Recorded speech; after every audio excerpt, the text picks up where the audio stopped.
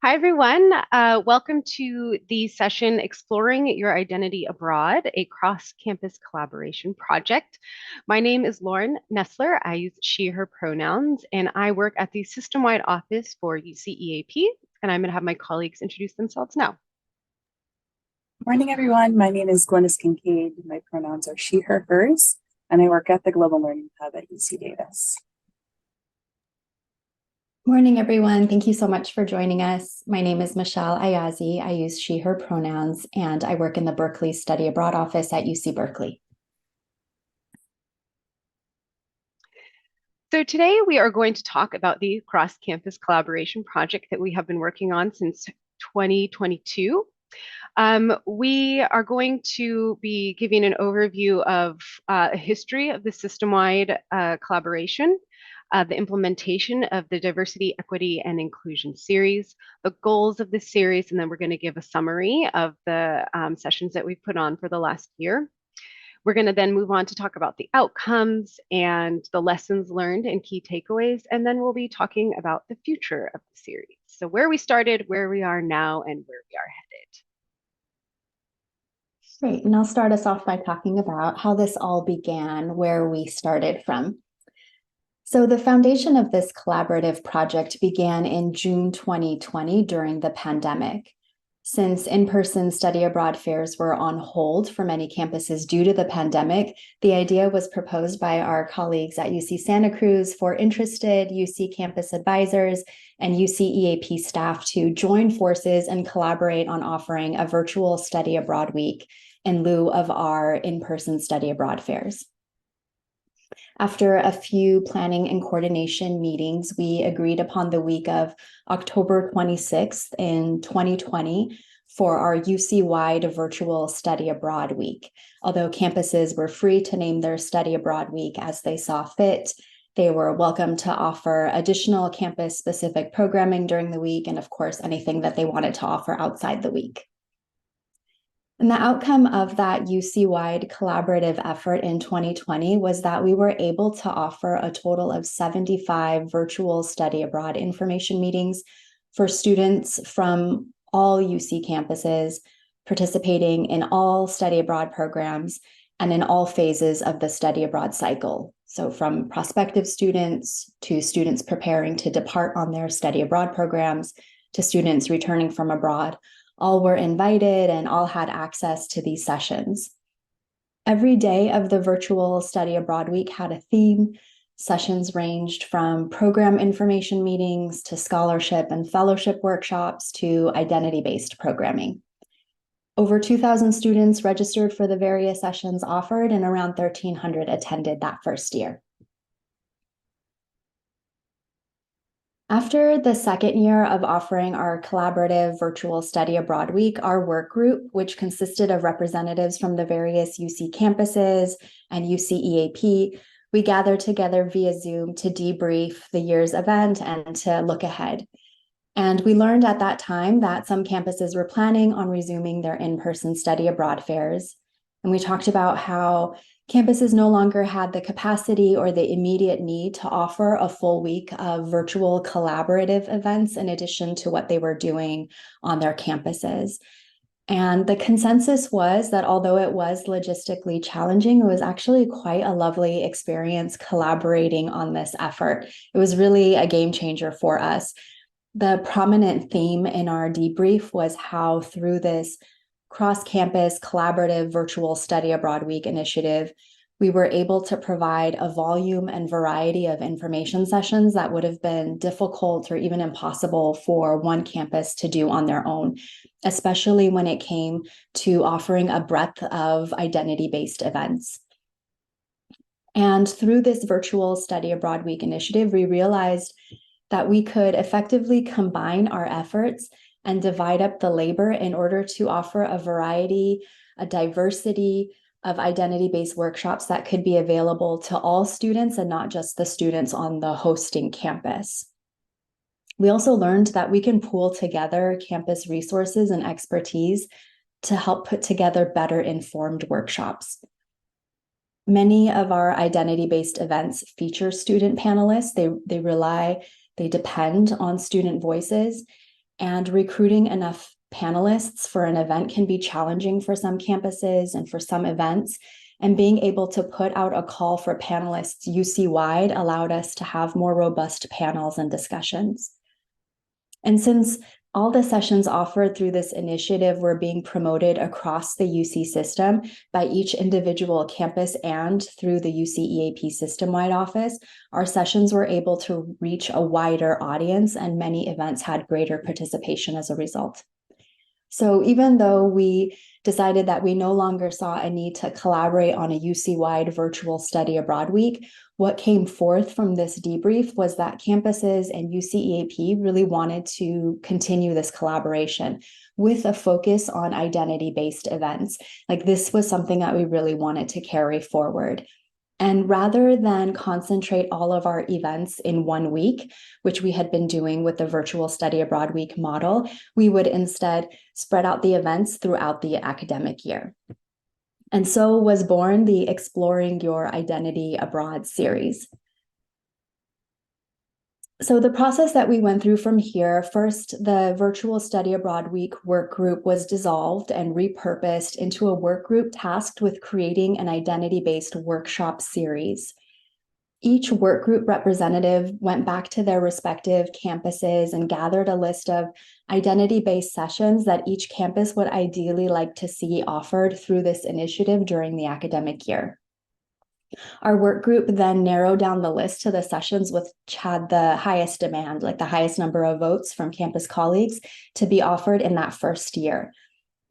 Each campus and UCEAP indicated which session or sessions they would be most comfortable leading. Following that, we worked together to name the series and created a calendar of events. And we also created a central repository where we invited each campus to contribute materials like presentations, advising guides, online and print resources relating to each identity category, and then also invited each session organizer to utilize these materials in their session planning and to also feel welcome to share with their colleagues. The goals and intentions of the Exploring Your Identity Abroad series are summarized best through this promotional video from 2022, which we'd love to share with you here.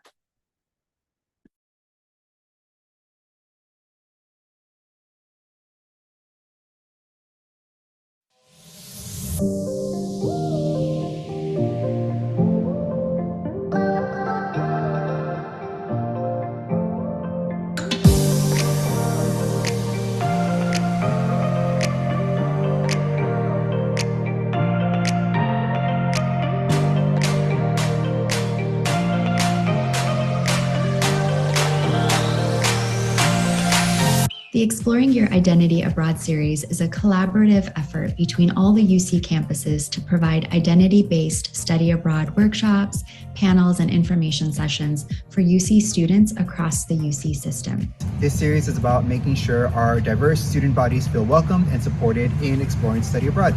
And it's also about preparing our students for the study abroad in the context of their diverse and intersecting identities. While studying abroad in a way can present students with rewarding lifelong experiences, it does not come without challenges, and some of these challenges may be directly related to their identities. Our world is full of diverse people with all kinds of experiences, and it's important all students, and regardless of background, have the opportunity to explore it. This series is about sharing perspectives, addressing biases, and building a more equitable and effective decision-making process within education abroad. Here at EAP, we really do believe that study abroad is for everyone. No two students are the same, and similarly, no two experiences abroad are the same. To learn more about student identity considerations in a study abroad or away program, we hope you will join either one or all of these sessions.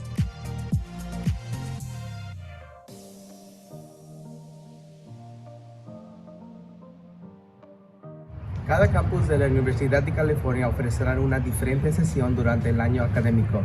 Esperamos contar con su presencia. ¡Únanse para aprender! More information on dates and times will be forthcoming. We hope to see you at the series. And remember to click, post, and share this information with your students. Please stay tuned for more details. We hope to see you at the series.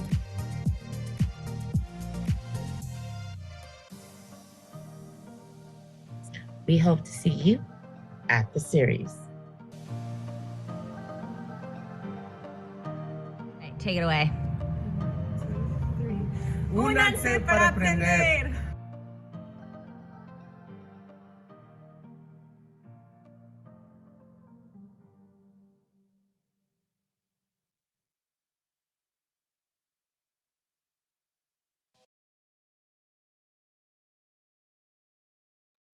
So as Michelle said, this really is a collaborative effort between all the UC campuses and UCEAP. And the goal is to provide identity-based study abroad workshops, panels, and information sessions for students across the UC system. I'm going to go over the sessions we offered for the inaugural year and talk a little bit about the content for each one. So the first session that we offered was in June 2022. And this session was called Adjusting to Life Abroad. And for short, we call it the mental health session. This was a great session for students to take right before they departed on their summer programs in 2022. It focused on strategies and resources to manage adjusting to life abroad, with topics ranging from homesickness to mental health support resources. And past students were able to share what they experienced adjusting to challenges abroad and what to prepare for physically and mentally.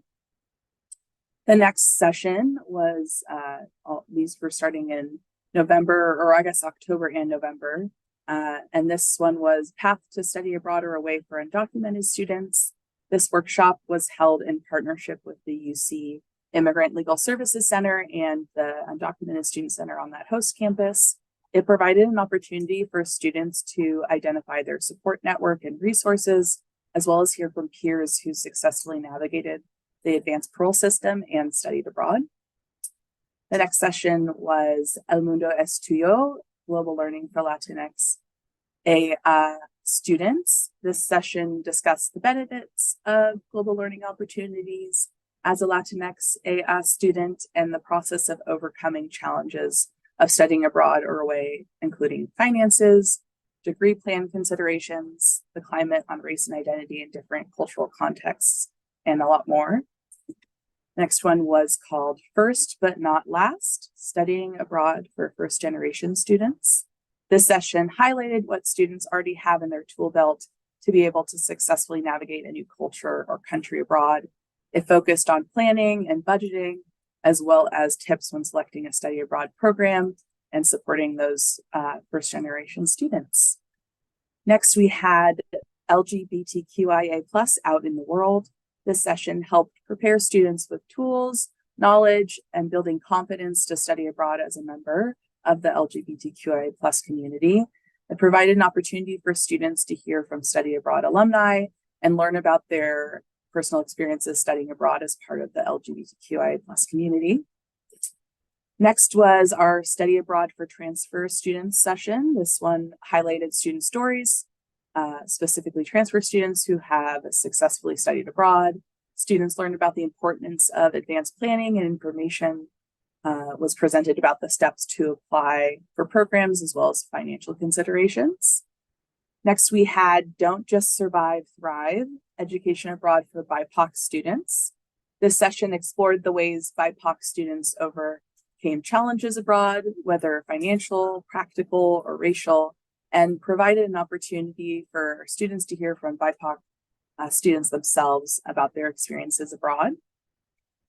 Second to last, we had Going, Living, and Studying Abroad with an Accommodation or Disability. During this session, presenters shared the possibilities and realities of studying abroad with a disability or accommodation, and the real and perceived challenges, as well as opportunities based on the culture, the location, and the institution. And then last but not least, we had the DACA Pre-Departure Preparedness Workshop. This workshop focused on pre-departure preparedness for students with DACA status studying abroad. Presenters focused on law and policy updates for DACA and advanced parole, as well as some legal resources and information for students re-entering the US. There was also a student returnee panel, and those students were able to share their own adjustment challenges and how they were able to successfully study abroad. And next, I want to highlight some of the key data points across the 9 sessions. We averaged approximately 44 attendees per session, with the sessions on mental health and studying abroad as a transfer student seeing the most attendance. We had a total of 393 students attend this inaugural series, and we've been able to reach beyond that beyond the synchronous sessions with our posting on YouTube of the recordings, as well as sharing out the links and posting on our websites and continuing to spread the word. And then next we have a slide that going to show just the raw data. So we'll pause here for a second, but it shows all of the sessions and the raw data for those sessions. And here we focused on the number of registrants, the number of attendees, the attendance rate from those who registered, which campuses saw the most attendance at each session, as well as the number of views on YouTube so far.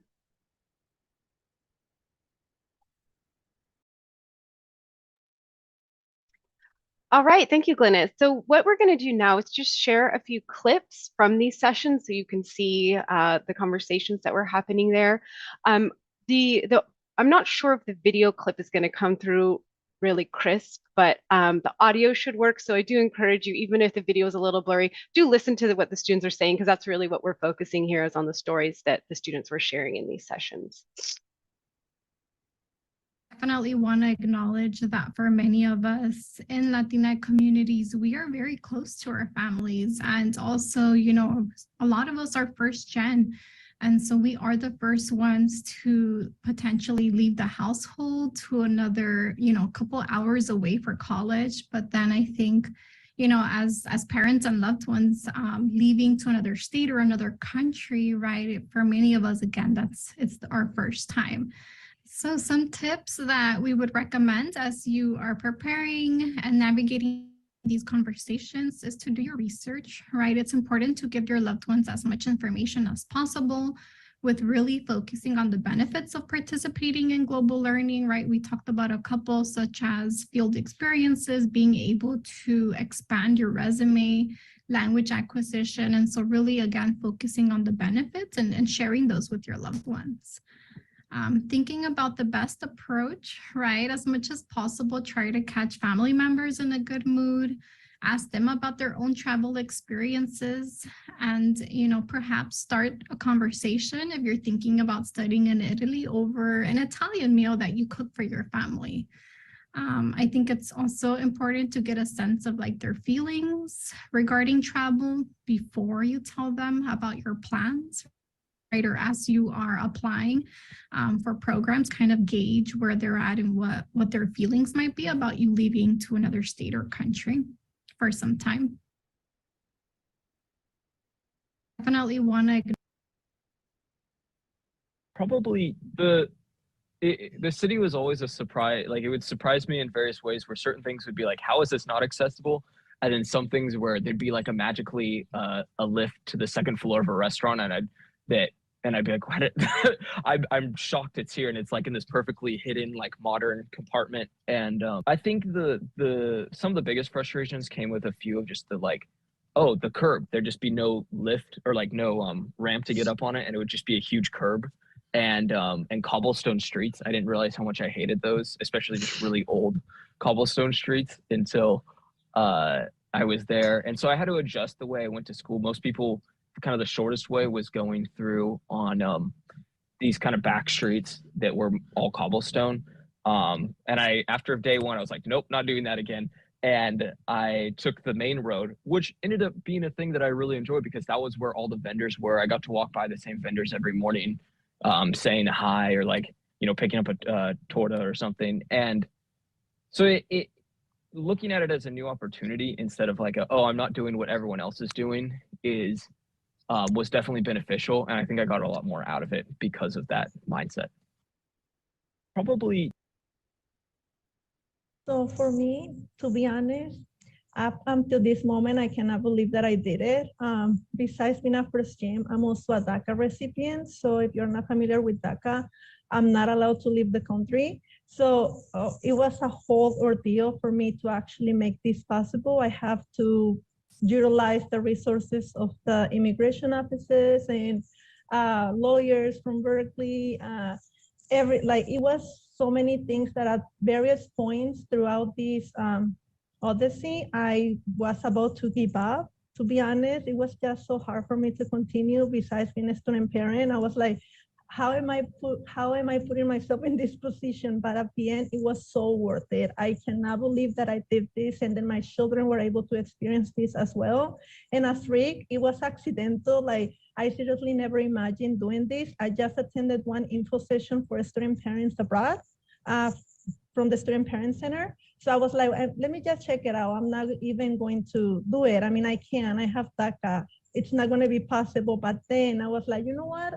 Let's try this. I know that if it's going to be for me, it will happen. And I mean, I did it. So I'm so thankful for everyone that helped me through all this like ordeal, because it was an ordeal, and I will talk more about it. So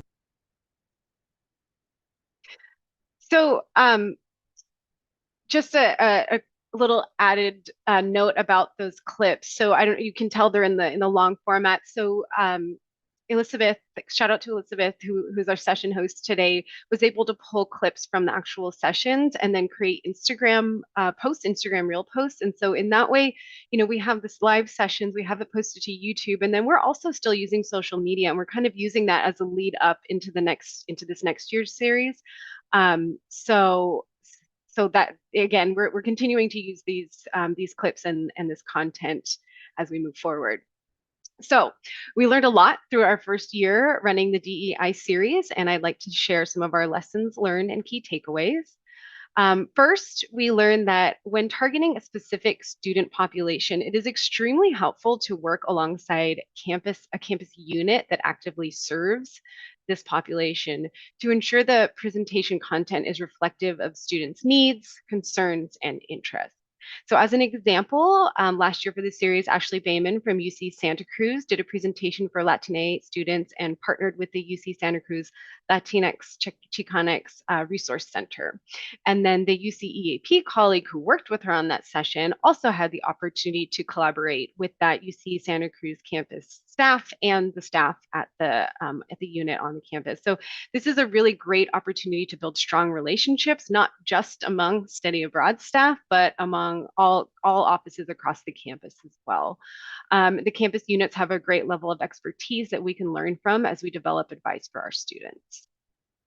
Next, we learned, and Michelle had commented on this already, we already knew that having alumni and returnees was important, but that really came across as we continued with this series, how important it is to have alumni and returnees in these sessions, as it allows students to share their lived experiences of their time abroad.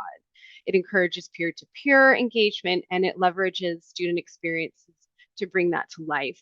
And it is important to have the students' lived experiences versus us just saying what we think it's going to be like for that specific population. And student experiences also vary by the cultural context they're in, so it's really powerful to let students share their experiences firsthand. Again, as Michelle already mentioned earlier, we already knew there was great strength in working together, but that again just came through in working on this cross-collaboration project. There really is incredible strength in working together as a system-wide team. By collaborating amongst the UCs, we can ensure that global learning identity-specific information can be disseminated to all students.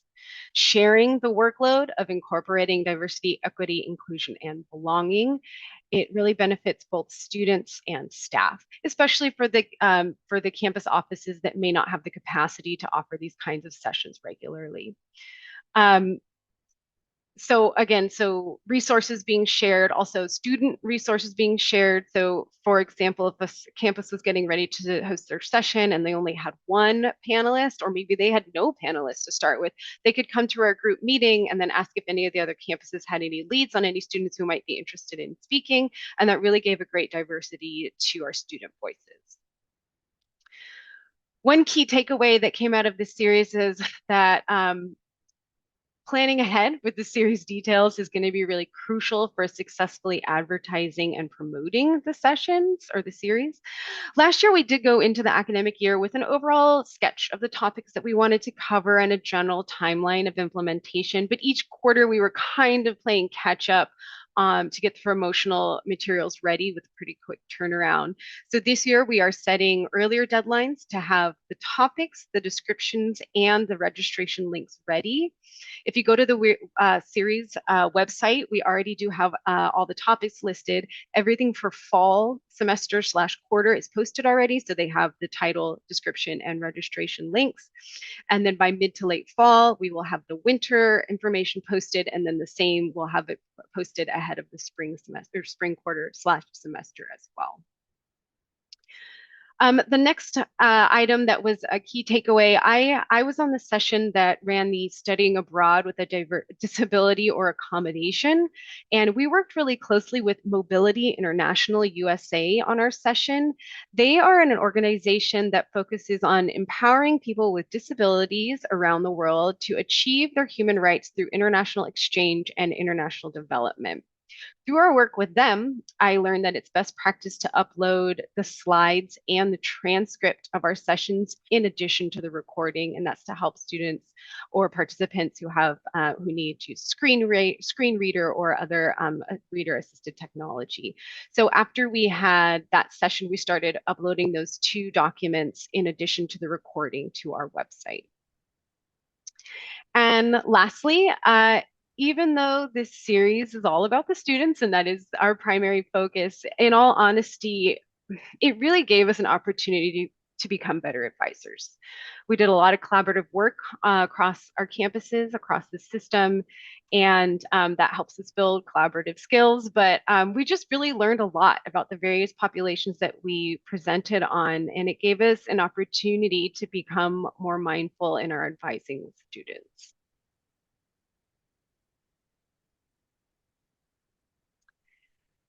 So where do we go from here? The series is continuing in this current 23-24 academic year. Not only is it continuing, but it is going to be expanding as well. We already have our topics planned out for the year, and we are actually adding a few more topics that were not covered in the previous year. As I mentioned on the last slide, we do have the topics all on the website, on the series page, which we will be sharing at the end of this presentation. We'll give you the link in case you want to look at it. The fall sessions have all the information listed, and then winter and spring are going to be updated according to the schedule that we have set.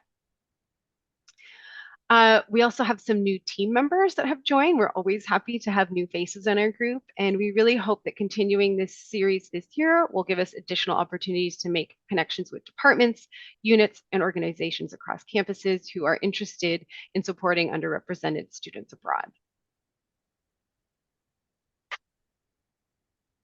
And these are the sessions that we will be doing in the upcoming.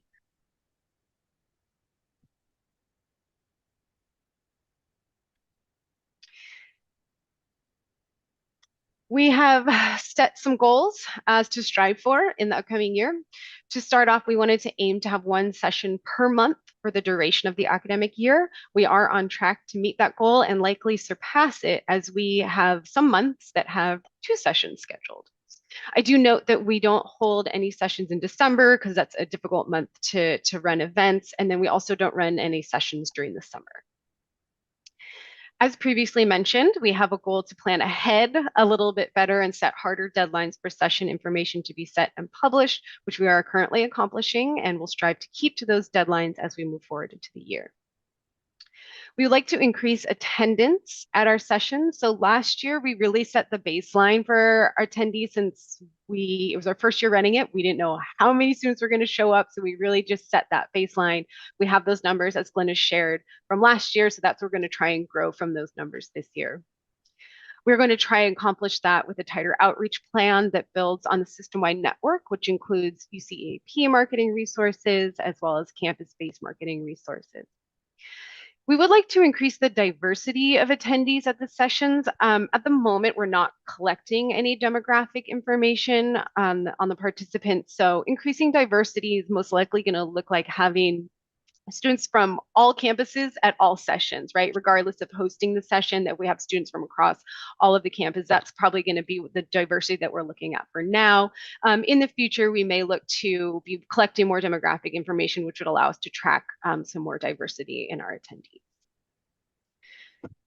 We would like to strive to ensure that information in the sessions is applicable to students from all campuses on all study abroad opportunities. So again, this is something that was present from the beginning, but we do want to strive to remember that this is a cross collaboration project for students from all campuses, and it's not just UCEAP, it's not just one campus faculty-led program, it's all study abroad opportunities. And we just keep that in mind so that any student going to any of these sessions will come away with some information that will be helpful to them on their journey.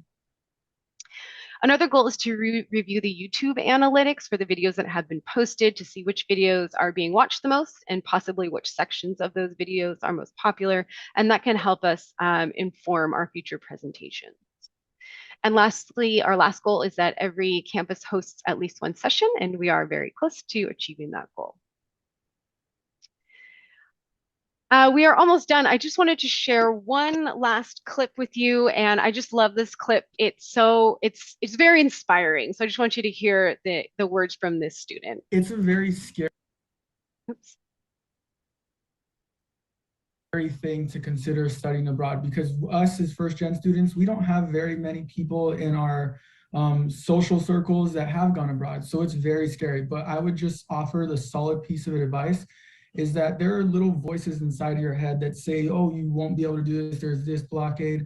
Do not let those dissuade you. This experience is gonna be what you make of it.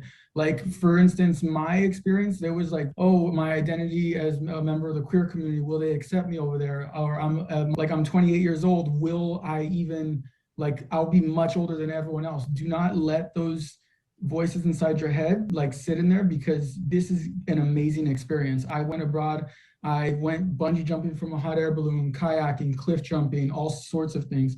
And I made the most out of this experience. So just please, you guys are all here for a reason, because there's something urging you to go. I implore you to book a session with us. We'd love to speak with you about our experience, your options. Yeah, just please go ahead and take this opportunity while you can. It's a very And that is the end of our presentation. We would like to open up the floor if anybody has any questions, comments, feedback, or anything that they would like to share with us.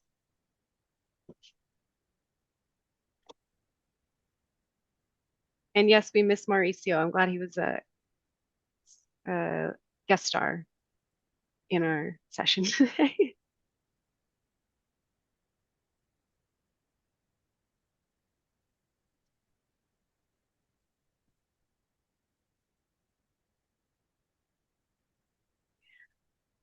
Oh, yes. I almost forgot. We do have the link to the series webpage. It's in the chat. So if you want to grab that, you can take a look at it and keep it in mind, maybe bookmark it in case you're talking to any students who are from an underrepresented population and they want to get some advice or hear from other students. Please do feel free to share that out. And as I mentioned, it'll be updated as we go through the year with more details about the sessions.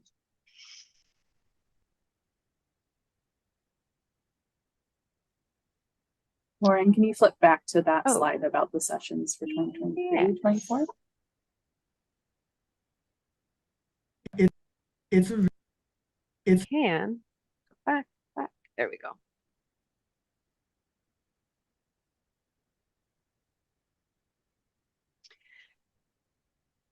So there's a question. Is there a cross-campus committee that works on the series, or is it separated into groups working on each session? So we do have a cross-campus committee that meets monthly.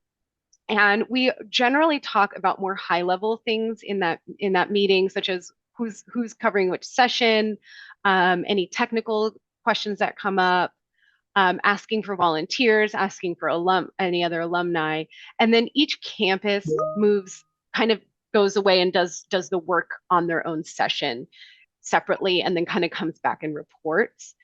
So So it kind of works both ways. We do have that cross campus committee, but then each session really the details is worked out on the campus level. Another question, how are we leveraging this initiative to deepen relationships with student support offices?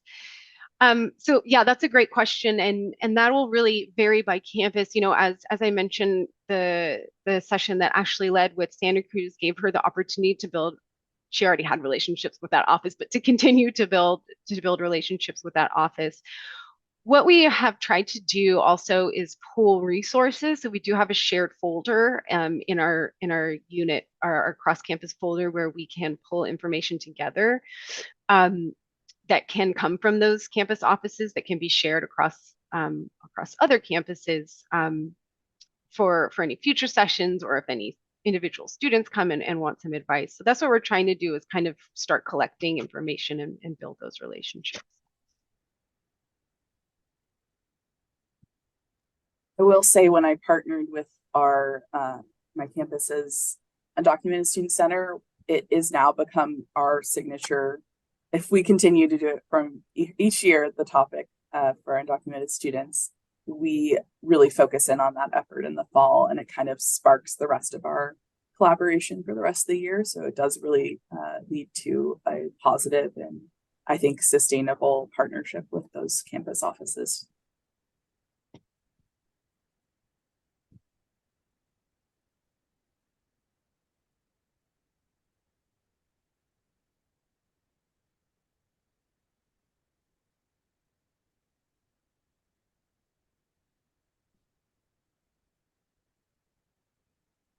All right. If there's no other questions, then I want to thank everybody for joining. And you know, if you ever have any questions about this group, please feel free to reach out to any of us, and we'd be happy to chat with you about it. And we hope to see you at some of the sessions this year. Thank you. Thank you, Thanks, everyone. everyone.